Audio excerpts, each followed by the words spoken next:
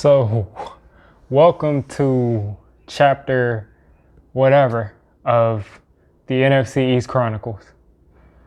The Dallas Cowboys came out and competed against the Steelers much more than anybody gave them credit for doing. I mean, the Dallas Cowboys, first of all, you're seeing some progress. Their defense last week played well against the Eagles, but everybody was saying that's because Carson Wentz is a train wreck and he takes too many risks and he does things that don't really make sense. And, they kind of wrote that off as just the NFC East game. But, again, the Cowboys defense, they played another decent game. I mean, Big Ben ended up having 3 touchdowns and he looked good statistically, but this game was not an easy game for him. They were hitting him all game. He looked like he got banged up a couple times. They weren't really able to run the ball at all, which is surprising because Dallas has the worst run defense. Like, they are awful against the run, and they weren't able to run the ball against them. The Steelers weren't able to. Also, Zeke, with this offensive line, Zeke looks bad. 2.8 yards a carry, 18 carries for 51 yards. That's unacceptable in all aspects.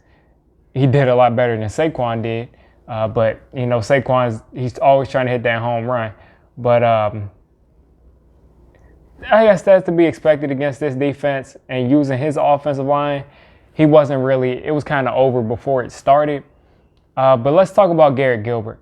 I know why. I'm almost 2 minutes in and I'm finally talking about Garrett Gilbert. He's a heck of a lot better than Ben DiNucci.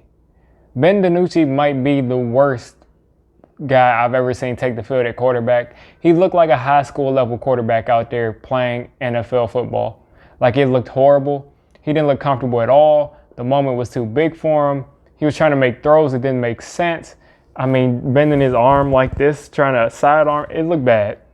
Garrett Gilbert was solid. He ran a couple times. He was comfortable. He was poised. He's been in the league a little while. He was on the Browns, I think, for a little while. He won the AAF championship last year. So, he's got some championship pedigree. He played better than, like I say, he played better than Ben DiNucci. He played better than Andy Dalton did. And this is against a top-flight defense. This defense is still getting pressure. They were still getting pressure. They're still covering the way that they were. I think that was a really solid effort from Garrett Gilbert. And if he can play like that, then they're a threat in this sorry division. They're a threat. With those weapons, they're always going to be a threat if they have a competent quarterback. If they have someone out there that's competent, they are a problem. It's way too many weapons there. And the defense is playing better, which is, like I said, going back to what I was saying. I mean, the defense, if we can get anything from them, and you can get anything that's competent at quarterback, they're a powerhouse. They should have gotten off to a better start, but like I said, they're a powerhouse. That offense is very talented. The only issue is the fact that their offensive line is in shambles. But against the number 1 team in sacks, they didn't really do that well, but Garrett Gilbert was able to perform.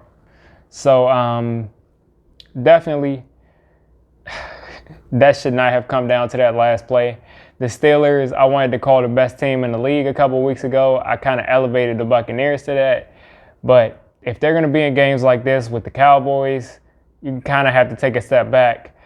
But let's wait and see to see how the Cowboys continue to perform every week. I'm just glad for the sake of everybody in the division that they didn't win this week. But like I said, we'll see how this continues to go in the next couple of weeks. If Garrett Gilbert continues to do this, or if Andy Dalton comes in and does this, then the Cowboys should win this division easily. But those are my thoughts on that. You let me know what you think down in the comments.